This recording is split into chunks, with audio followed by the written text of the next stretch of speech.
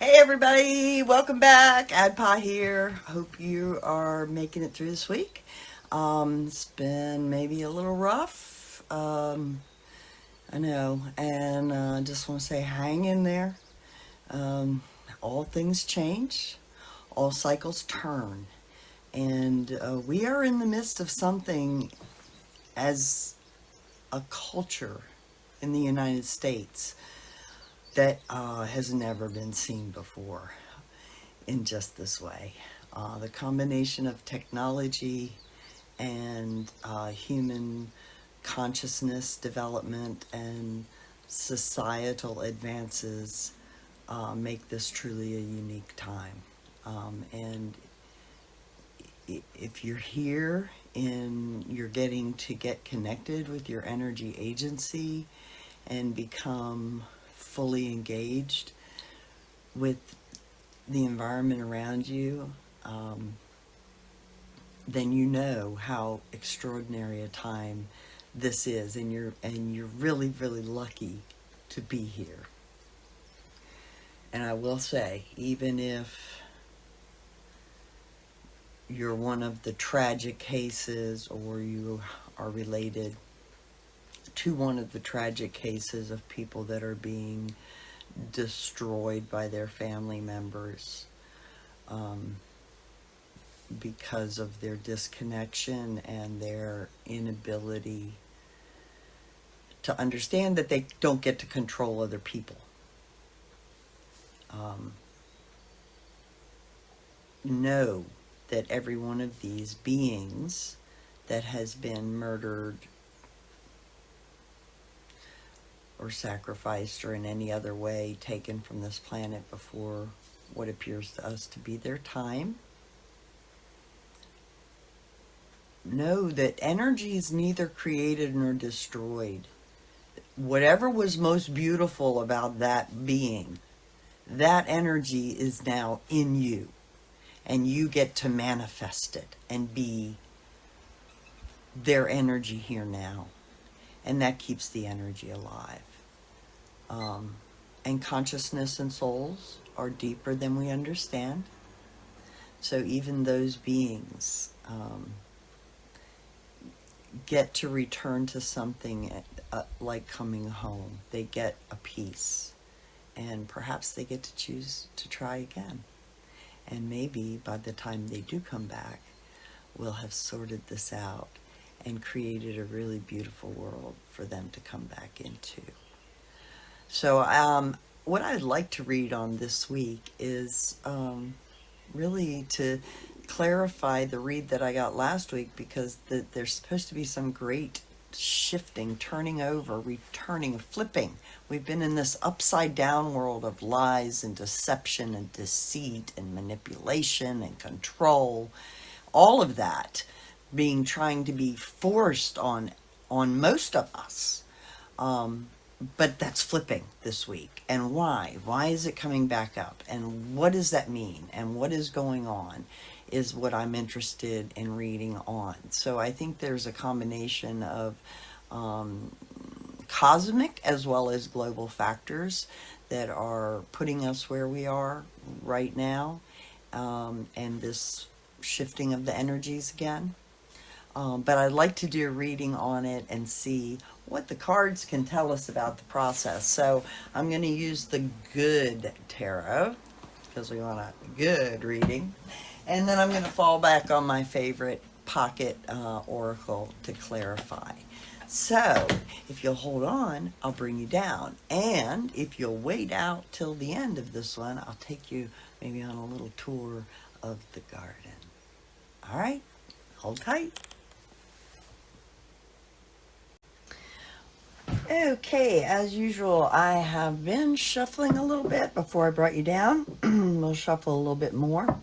So I'm all up in my garden gear today, and after this reading, I'm going to go out and move some mulch around, put in a couple corn rows, plant my corn.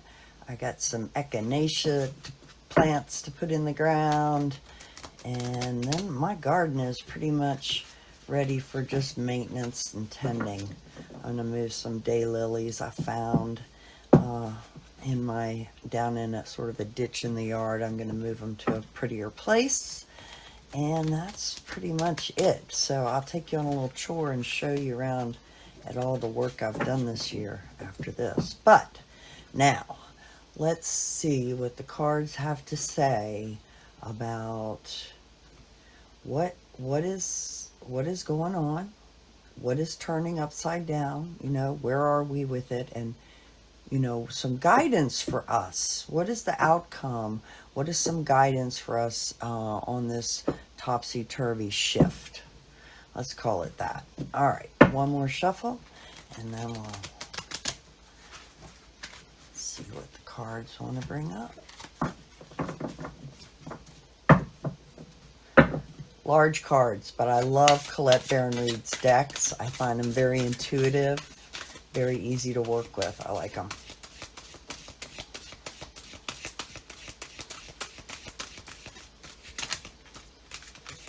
All right, we got one that, these big decks, I usually get one that like pushes out, and that's the one I'm going to take for the top.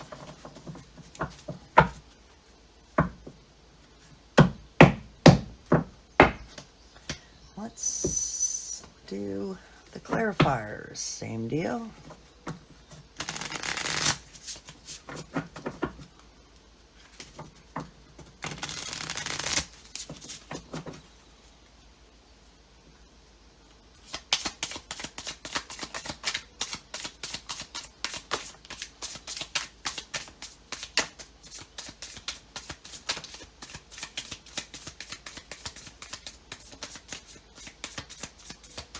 Wow, so definitely pulled out some that at once. We'll put them back in the order they came out. And let's see what the cards have to say about this topsy-turvy shift. King of Air. So this is like that King of Swords. This is the director of external legal communication, thinking, the mind stuff. All of that is about, those high concepts and the director of them. And this is clarified by the medicine wheel. Oh, wow, I find that very interesting. Okay, so this signifier for this is about directing external thinking, and it's clarified by the medicine wheel. I think this is talking about, a shift in human consciousness to understanding the connectedness of things. The challenge is the 8 of water. This is your 8 of cups. So this person is standing on the shore. There's a ship. This person has the treasure. And so it begs the question, were they left behind holding the cups, the treasure, but on a desert island? What are you going to do with it there? Or are they coming? Are they coming towards the treasure and the guardian of the treasure? So as a challenge card, I'm going to read that eights are 2 away from the 10. There's a sense of having achieved a certain amount of energy and spirit, and yet not having the fullness of it. There's an expectation, a longing, a waiting. There's all of that going on here. I think this is talking about we're challenged to stick it out, to persevere.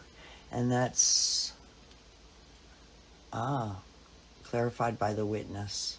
Yes. If you don't stick it out, there'll be no one to tell the story. And this is our challenge. Sticking it out to tell our story. We have control over the Queen of Water. This is Queen of Cups. This is that self-healing, self-medicating. This is the internal direction of energy. We have control over what we do internally with the energy, as clarified by flow. And again, that signifies to me the energy. We have control over whether that energy flows or is blocked within us by how we use our energy agency. Recent events impacting the situation. 2 of air. This is your 2 of swords. This is caught between the swords, caught in the crux, weighing it out, having to make a choice. You know, this is something that happened. We made a choice, as clarified by the arrow. Very much the arrow is like the swords in this clarifying oracle. You know, so we picked the arrow. We got ourselves here. The thing we can't control is the Ace of Water. And that is that Ace of Cups. That's the new energy coming in. That's like we've moved into a different region of the cosmos. There's just different energy here. It's never going to be the way it was again. And we can't control that, as clarified by the eagle. You know, brought from the sky, honed in on, for the United States. However you want to read that, this is a new energy that's beyond our power to control. What we are creating with the intentions we're carrying, the King of Water, that's that King of Cups. We are in a position to become the directors of the external energy.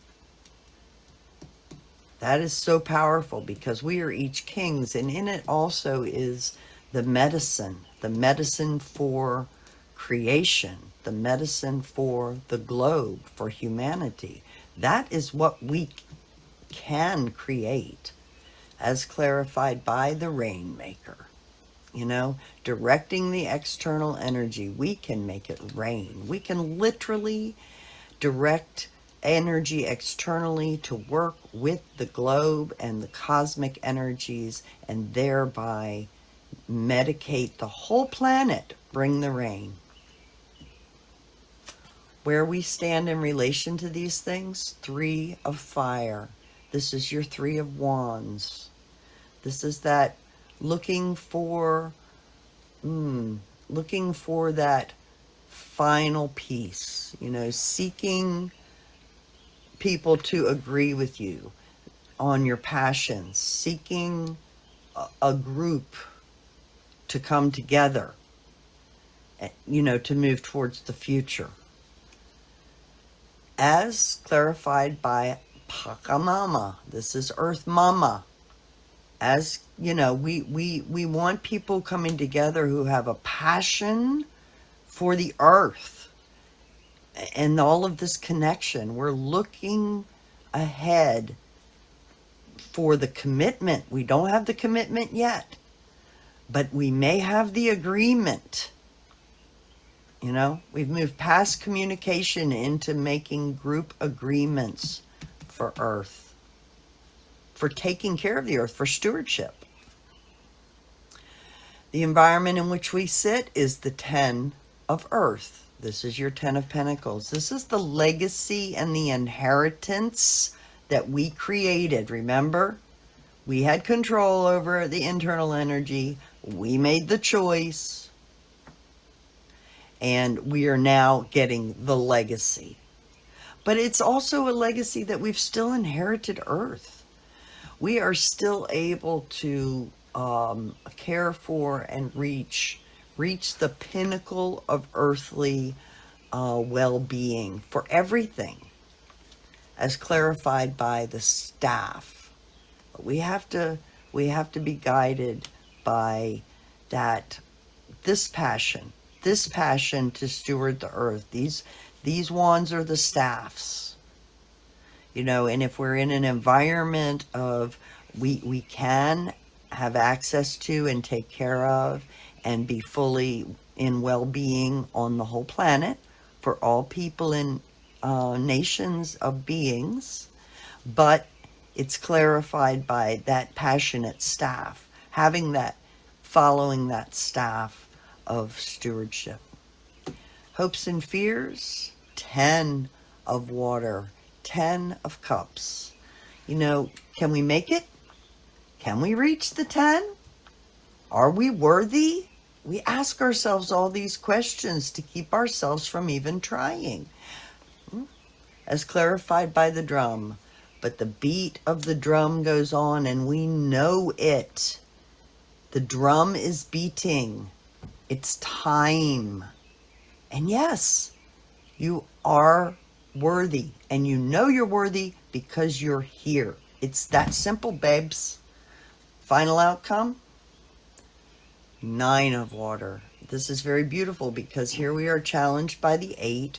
We're afraid of the 10, but we are definitely about to hit the 9. And what is that 9 of cups? That 9 of cups is that guy that sits there. He's got the knowledge. He's got the energy. He can sell it. He can give it. He can protect it. He can keep it to himself. He can hoard it. There's all kinds of things he can do. But he's reached this level. What? He's sitting with it all arrayed around him, contemplating. That's not a bad place to be, as clarified by the moon. You know, in cycles. It's all in cycles. And also the moon is obscures the tableau. So, you know, we're about to come into a new energy level of agency, but we might not really understand it very well. So this is, you know, saying be patient, work with the cycles. The earth works with the moon cycles. Part of this reaching this new level of energy is going to include understanding and working with the moon cycles. Bottom of the deck, 6 of air. This is how we get to safer waters. That's what we want. Everybody wants to move off to smoother waters. Sailing away, as clarified by many paths. There are many paths to smoother water because it comes from having an energy agency. And that comes, energy agency, from doing the work within for yourself based on connection to the earth and of all things. So I will bring you up and we'll go on a quick little tour of the yard while we consider this. All right, so first of all, I'll give you a quick little tour of the house. I've been doing a lot of work to sort of make it clean and repainted doors, and so that's my living room, and this is my office, and then we'll go out through the kitchen door here. I did a whole bunch of door painting, made all the doors look really nice. Oh, that's all my junk on the table and cat food and fun stuff like that. And the coffee station, and here's the yard. Oh, isn't it lovely? So we come out my porch, and that's up and out. Got a nice wraparound porch. So I put in all these beds years ago, but I finally got them all mulched in. And then this year, I put in the bird bath and a cold frame and the garden. And then I really worked on these beds this year. So I've had this nice little rock garden and the lilies down along here, but I sort of cleaned everything up and mulched it. There's my little garden station. And then I did these beds. I put in some hostas. I had been trying to grow blueberries here, but yeah, not so good. And I put in these peonies last year, and they're doing well. And then I finally broke out this bed of irises and growing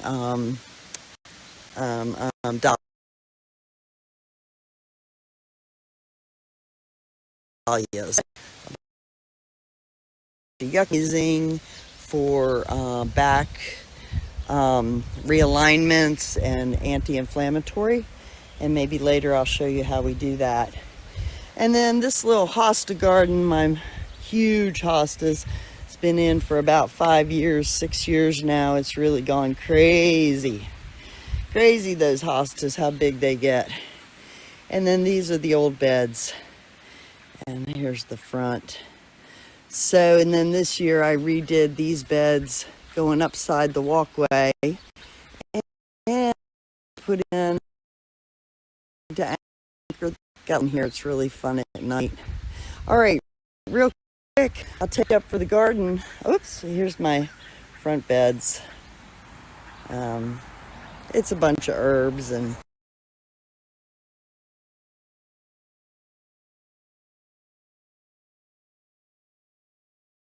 all right, let's go up to the garden and I'll show you that. Here's our little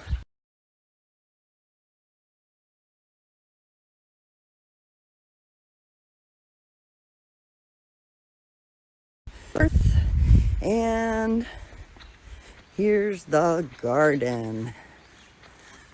So I had a little bit of a garden here, never really did much with it, so I'm really putting in the effort this year, mulching and tending and the tomatoes, and all of that is grass.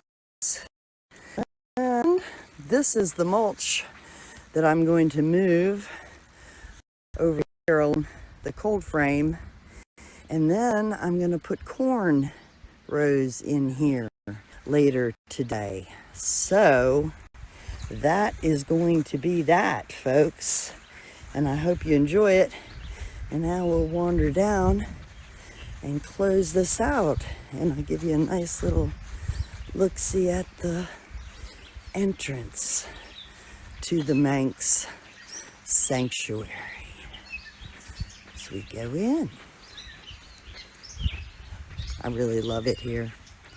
I rent, but I have the greatest landlord in the world. And yeah, this is our sanctuary. Welcome. Oh, got a little craft room in here. That's where I do my works. Yep, come through here, and we're upstairs. And then this is the living room. In total, in case you haven't seen it, we got this lovely wall on this side with the daybed.